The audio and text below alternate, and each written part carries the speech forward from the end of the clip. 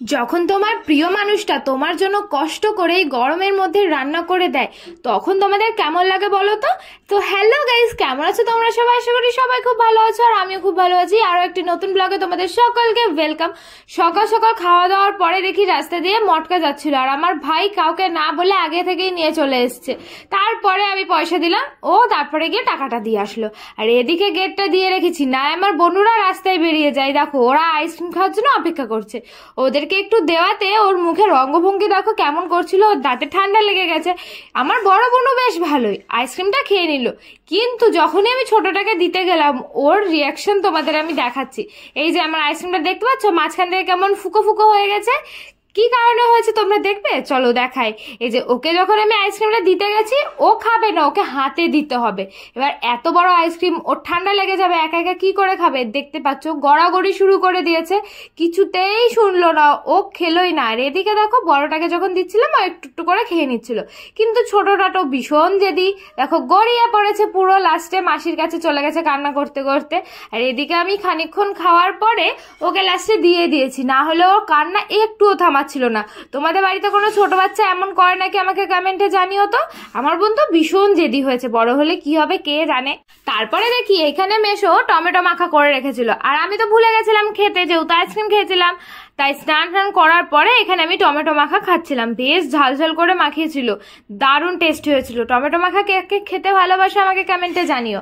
আর তারপরে দুপুরবেলা আমি চলে এসেছিলাম আমাদের বাড়ির এখানে, কারণ একটা নতুন কাজ হচ্ছে, তোমাদের সাথে এইটা পরে শেয়ার করবো, সারপ্রাইজই থাক। এখন দেখো, এখন কিন্তু তোমাদের দাদাভাই কাজ টাজ করার পরে এই যে ওনার প্রিয় জিনিসটাকে ভালো করে ধুয়ে মুছে পরিষ্কার করে নিচ্ছে।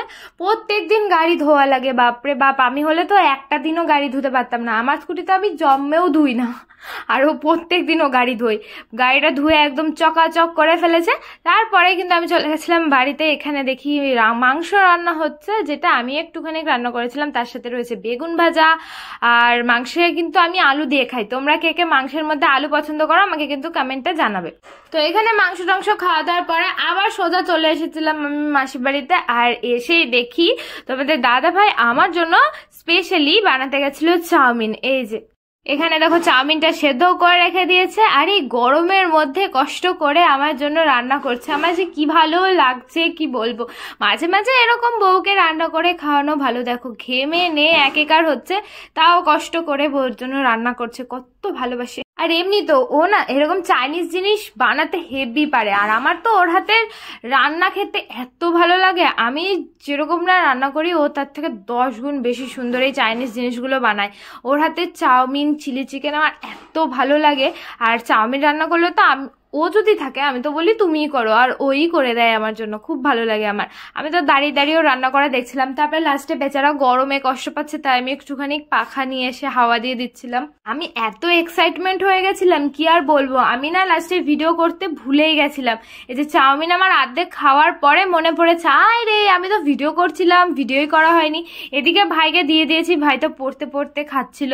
আর এই দেখো তোমাদের দাদা ভাইয়েরও অর্ধেক চাউমিন শেষ হয়ে গেছে। তারপরে গিয়ে আমার মনে পড়েছে যে এখন একটুখানি ভিডিও করতে হবে, আমি ভুলে গেছি ভিডিও করতে। চাউমিনটা দারুণ টেস্টি হয়েছিল, আর কালারটা দেখে বুঝতে পারছো কতটা টেস্টি হয়েছিল।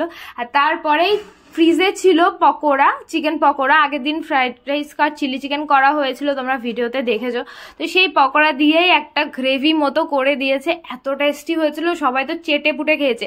আর যেই ভিডিওটা করতে আমি ভুলেই গেছি, সবাই দেখি খেয়ে খুব প্রশংসা করছে, তাই আমিও তাড়াতাড়ি করে এক পিস নিয়ে নিয়েছি। এবার টেস্ট করে দেখবো যে কেমন হয়েছে।